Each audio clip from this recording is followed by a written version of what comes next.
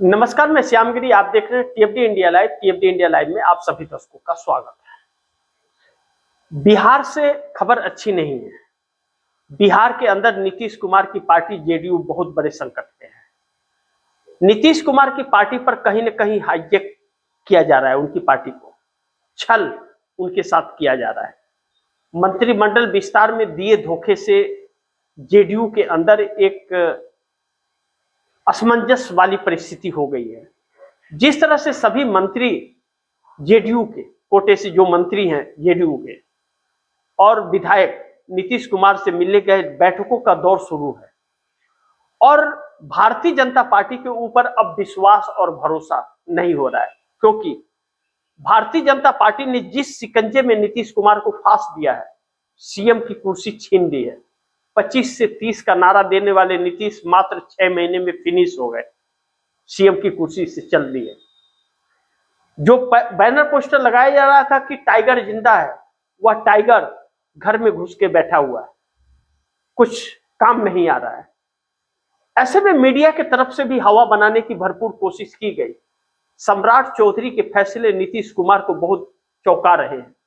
जिस तरह नीतीश कुमार के विश्वसनीय अधिकारी मंत्रालय में थे, सभी को एक सीने से निकाल करके बाहर कर दिया और अब वह मंत्री हैं, मंत्रियों के जो अधिकारी आए हुए हैं वह अधिकारी हैं जो भारतीय जनता पार्टी के लिए काम करते हैं और भारतीय जनता पार्टी से ताल्लुकात रखते हैं।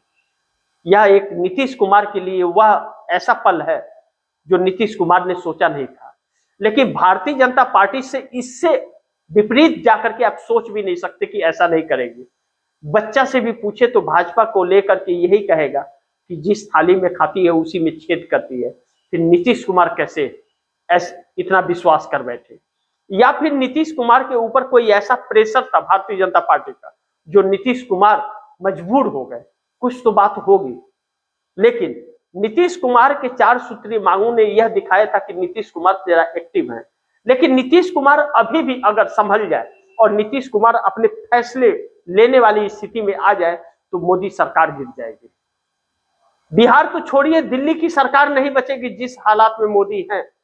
लेकिन नीतीश क्यों इतना देर कर रहे हैं, यह बात समझ नहीं आ रही है। लेकिन अब अगर नीतीश कुमार ने देर किया तो पार्टी कई टुकड़ों में बटेगी और इसके नींव रखी है ललन सिंह और संजय झा ने।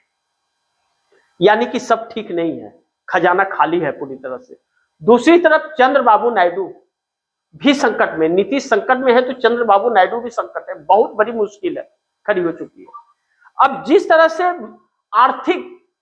आर्थिक तंगी का लॉकडाउन लगने जा रहा है, 100 घंटे के अंदर फिर एक बार लॉकडाउन वाली परिस्थिति आ गई है। लेकिन यह मत सोचिएगा कि पहले लॉकडाउन 2 महीने 3 महीने था तो इस बार हो जाएगा, साल के लिए लगेगी और आप बाहर जाकर के घर से काम नहीं कर पाएंगे। घर में आपको काम करना है। आप अपना कार और बाइक नहीं चला सकते। मोदी जी ने साफ कह दिया कि कार और बाइक घर में खड़ा कर दीजिए, बस और मेट्रो से सफर कीजिए। कम से कम तेल और पेट्रोल और गैस का इस्तेमाल कीजिए। हाथ से खेत कटवाइए जैसे पहले कट रहा था। यूरिया मत खरीदिए, आप घर के खेती से कीजिए जैसा खेती पहले चलता था। बैल से जोतिए और खेती कीजिए। सोना मत खरीदिए शादी ब्याह में अपने बेटियों के और बहनों के। आप बारात को मत बुलाइए इतना बड़ा कि उसमें बहुत बड़ा योजना किया जाए कि गैस सिलेंडर खाना बनाने के लिए और बाकी पैसे ज्यादा खर्च हुए, ऐसा काम मत कीजिए। यह उपदेश सरकार क्यों दे रही है? क्योंकि सरकार फेल हो चुकी है। आपको धोखा दे रही थी, बड़े बड़े लंबे लंबे आपको सपने दिखा करके धोखा दे रही थी। राहुल गांधी सर कर रहे थे। पूरी व्यवस्था हमारे देश की क्लैप्स कर गई है, सब लूट करके बैठ गए हैं लोग। अब चंद्रबाबू नायडू बड़ी मुश्किल में पड़ गए कि चंद्रबाबू नायडू मोदी को समर्थन देकर के फंस गए। एक तरफ नीतीश भी मोदी को समर्थन देकर के फंसे हुए। अगर न दिए होते तो उनके साथ वैसा ना होता। और चंद्रबाबू नायडू का भी वही हाल। आंध्र प्रदेश में कुछ है नहीं, कर्ज में डूबे हुए हैं। बिहार भी कर्ज में डूबा हुआ है। अब चंद्रबाबू नायडू की पार्टी में इस बात का विचार हो रहा है कि हमें समर्थन देना है या समर्थन ले लेना है। अब फैसले की घड़ी आ गई। 16 चंद्रबाबू नायडू की 2 कौन कल्याण के 18 सांसद मोदी सरकार के लिए बहुत अहम है, यह हर कोई जानता है। वह हट गए तो नरेंद्र मोदी की सरकार धराशाह हो जाएगी। अब ऐसी परिस्थिति में जब लॉकडाउन लगेगा, महंगाई का मार पड़ेगा और सभी चीजों को खरीदने और खाने पीने से मना कर रहे हैं, मोदी जी ने ऐलान कर दिया है और 100 घंटे के अंदर लॉकडाउन की हालात हो रहे हैं और इमरजेंसी बैठक सरकार की चल रही है, तो हो गया तो एक हाहाकार मचेगा। जो भाजपा के साथ नीतीश और नायडू है ना, चंद्रबाबू नायडू की आंध्र प्रदेश में बैंड बज जाएगी।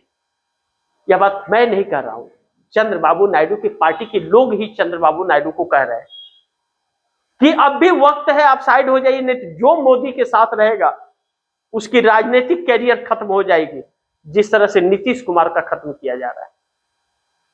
अब कितना समझते हैं और कितना नहीं समझते हैं चंद्रबाबू नायडू, लेकिन चंद्रबाबू नायडू नीतीश कुमार नहीं है, यह बात तो सच है। हाँ, यह बात है कि ईडी के शिकंजे में चंद्रबाबू नायडू हैं। 360 करोड़ रुपया कौशल विकास परियोजना के तहत घोटाले का आरोप है। 2024 लोकसभा चुनाव के पहले 52 दिनों तक जेल में थे। नरेंद्र मोदी ने अपने फायदे के लिए जेल से निकाल कर गठबंधन किया और चंद्रबाबू नायडू के जरिए आंध्र प्रदेश में कदम जमाने का प्रयास कर रहे हैं चुनाव आयोग की मदद से। आने वाले वक्त में नीतीश कुमार खत्म हो गए तो अब अगला नंबर चंद्रबाबू नायडू का है, या चंद्रबाबू नायडू के पार्टी के लोग ही उनसे कहते हुए नजर आ रहे। अब इसके बाद भी अगर चंद्रबाबू नायडू ने फैसले नहीं लिए तो बहुत बड़े संकट में हो जाएंगे। अब पेट्रोल, डीजल, गैस, बाकी चीजों का मार पड़ने वाला है, रोजगार बहुत भारी मात्रा में जाने वाला है। सरकार ने हाथ खड़े कर दिए, पूरी व्यवस्था चौपट हो चुकी है, इस सरकार के पास कुछ है नहीं। चुनाव खत्म हो गया, अब सरकार हाथ खड़े कर दी है। अब जो महंगाई की मार होगी वह देखना बड़ी महत्वपूर्ण होगा। बैठकों का दौर शुरू है, इंतजार कीजिए, लगे हुए रोजगार जाने वाले हैं। दूसरी तरफ इंडिया गठबंधन जो बिखर रहा था, दरारें आ रही थी, उस इंडिया गठबंधन को फिर एक बार जोड़ने की कोशिश हो गई है। बंगाल से ममता बनर्जी ने ऐलान कर दिया कि कांग्रेस, टीएमसी और लेफ्ट का गठबंधन होगा पश्चिम बंगाल में, और यह गठबंधन करके जल्द सड़कों पर हम उतरेंगे। और इंडिया गठबंधन जो टूट रहा था, उस इंडिया गठबंधन को एक करने के लिए ममता बनर्जी आगे निकल पड़ी है और सभी पार्टियों से बात करके फिर से एकजुट होने की प्रयास कर रही है। ऐसे में कांग्रेस के छतरी के नीचे हर किसी को आना पड़ेगा और लड़ाई अब सड़क पर लड़नी पड़ेगी। राहुल गांधी ने कह दिया कि जेएनजी का मुकाबला नरेंद्र मोदी को करना पड़ेगा। राहुल गांधी ने पहले ही कहा था कि इस देश की व्यवस्था क्लैप्स कर गई है, लेकिन झूठा पाखंड किया जा रहा था और राहुल गांधी को इन सब बातों को पार्लियामेंट में उठाने से रोका जा रहा था। तमिलनाडु के अंदर जो तस्वीरें आई विजय की सरकार बना करके टीवी की, राहुल गांधी ने बनवा दी, भगवान ने भी बना दी जोड़ी गजब की, राहुल और विजय की। रास आ रही है और नरेंद्र मोदी की संकटें बढ़ा रही है। विजय और राहुल का एक वीडियो छोटा सा इंस्टाग्राम पर वायरल हो रहा था। चंद 1 घंटे 20 मिनट के अंदर 1.5 करोड़ लोगों ने उसे देखा। उस रेशियो से 24 घंटे के अंदर तकरीबन 50 करोड़ लोग देखते हैं, लेकिन नरेंद्र मोदी ने उसे मेटा से बोल करके बंद करवा दिया, ब्लॉक करा दिया उसे, डर पॉपुलैरिटी का। लेकिन मोदी का वीडियो चल रहा था और मोदी के 3 दिन हो गए और राहुल के अभी कल ही हुए थे, लेकिन फिर भी 7 से 8 घंटे के बाद जब हंगामे के बाद वह वीडियो को फिर से ओपन किया गया मेटा द्वारा, फेसबुक, इंस्टाग्राम, यूट्यूब से, तब फिर वह फिर करोड़ों में भागने लगा। पॉपुलैरिटी को रोकी जा रही है, लोगों को खबरों से वंचित कर दिया जा रहा है सरकार द्वारा। यह नाकामयाबी नहीं तो क्या है। लेकिन अब मोदी सरकार बड़ी संकट में पड़ गई है। अब सरकार का बच पाना बहुत मुश्किल है। पश्चिम बंगाल के अंदर जिस तरह से शुभेंदु अधिकारी को सीएम बना करके कोई तीर नहीं मारी है मोदी सरकार ने, ममता बनर्जी के साथ धोखा और बेईमानी किया गया है वोट चोरी का, जिसमें अधिकारी से लेकर के सरकार से लेकर के चुनाव आयोग तक दोषी हैं। लेकिन इन्हें सजा कौन देगा? न्यायपालिका से तो हम उम्मीद ही नहीं कर सकते। न्यायपालिका तो इनको और भी बड़ा तानाशाह बना रही है, क्योंकि वह फैसले नहीं दे रही है। लोगों के रोजगार है नहीं और लगे हुए रोजगार जा रहे हैं। ऐसे में गरीबों पर लाठी बरस रहा है। बिहार के अंदर बीपीएससी के छात्र शिक्षक भर्ती 46,000 निकलने वाली थी, उसके विज्ञापन को लेकर के आंदोलित थे कि विज्ञापन निकाला जाए, तो उनके ऊपर लाठी डंडे बरसाए गए। कई सारे बच्चे घायल हैं। सरकार कहती है कि इतने रोजगार देंगे, ये देंगे, जब रोजगार मांगने आते हैं तो लाठियां खानी पड़ती है।